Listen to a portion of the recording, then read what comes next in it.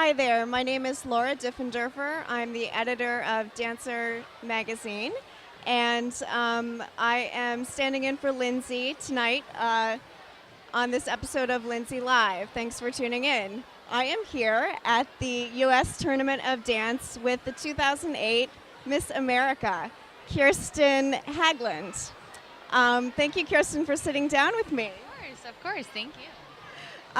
So can you tell me what your favorite part of this competition has been so far?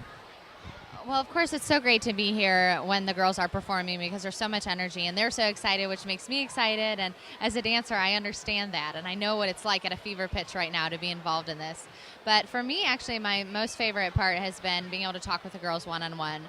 I was able to go to dinner with the Miss Dance finalists last night, as well as talk to them before their interviews, and I got to see them dance, obviously. But getting that one-on-one time with the girls is the most important, to have those conversations, to build those relationships and those friendships.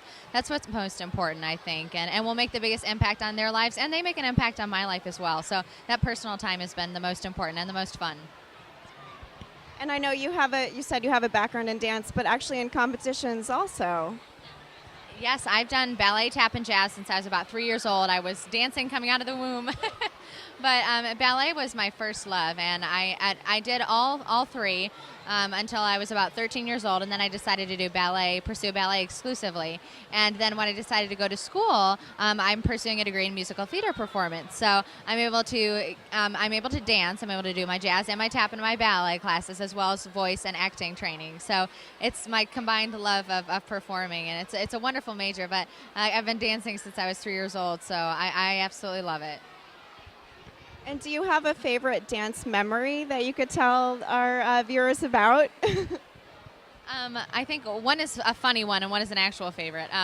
I think one of my favorite things to do is watch myself from those 3-year-old and 4-year-old ballet classes of me, when everyone else, decides to turn. I'm standing at the end of the line and everyone starts to do the circle, and I'm telling everyone, no, go that way, and I'm the one doing it wrong.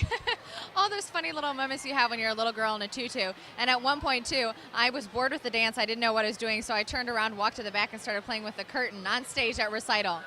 But one of my most favorite memories was traveling to Edinburgh, Scotland, and performing at the Edinburgh Fringe Festival with Brooklyn Ballet Theatre 2 summers in a row. And that was we performed Cinderella one year and Aladdin the next year. And we put on a family-friendly show for those families that were coming to see shows at the Fringe Festival. So it was really incredible to travel abroad and to be able to share my passion, internationally, and to get close with a company of dancers. And it was just a truly incredible experience.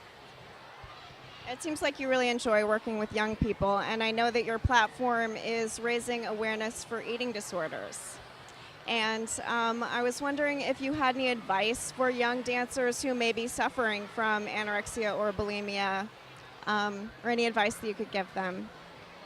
Well, the first is that you absolutely need to seek help immediately if it's something that you are struggling with. It's not something to be scared of, but you do need help. You need professional help.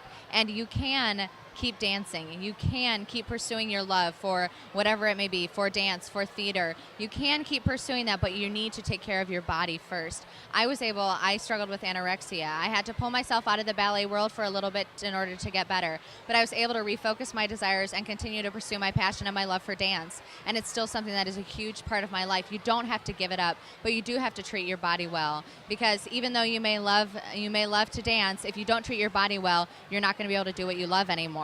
So it's about treating your body and treating your spirit well first. And it's very important to get healthy and to treat your body with respect first and foremost, so that you can continue dancing long after your 20s, your 30s, into your 40s, so you can keep that passion alive for many, many years to come. It's great that you can be such a role model in that way for young children. So musical theater, you're studying musical theater, and I was wondering if you could tell me if you have a favorite musical and what your sort of dream role would be, if you have one. Well, my absolute favorite musical of all time is Miss Saigon, actually, because the music is incredible. It covers everything. It covers war, it covers romance, it covers tragedy, comedy, and it's a remake of a classic, Madame Butterfly, but set in the 20th century. So it's just such a very neat musical, and it makes you feel so very much. So if I had a dream role, it would be Kim in Miss Saigon, but I don't really fit the profile. I'm tall and blonde. But I love that show. I also really love great dance shows. I love A Chorus Line. I love Chicago. I love Thoroughly Modern Millie has great dance in it. I love shows that have real great singing and great music. They're entertaining, but also have great dance. And obviously Chicago is one of those classic Fosse shows I would love to be in. And finally, do you have any advice for young people that are seeking careers in the performing arts in general?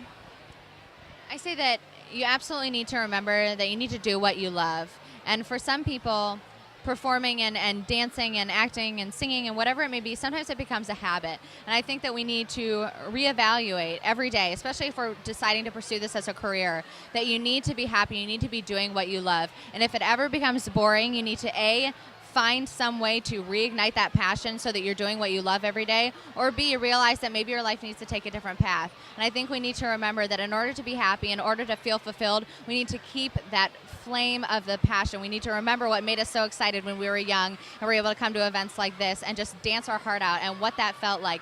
Regardless of all the stresses and pressures of life, we need to remember that passion. So I think that's something very important to remember. Well, thank you so much, Kirsten. And thank you for tuning in to this episode of Lindsay Live. I'm Laura Diffenderfer. And please visit us on our website at www.danceruniverse.com. And thanks for tuning in. Thank you, Kirsten. Thanks a lot.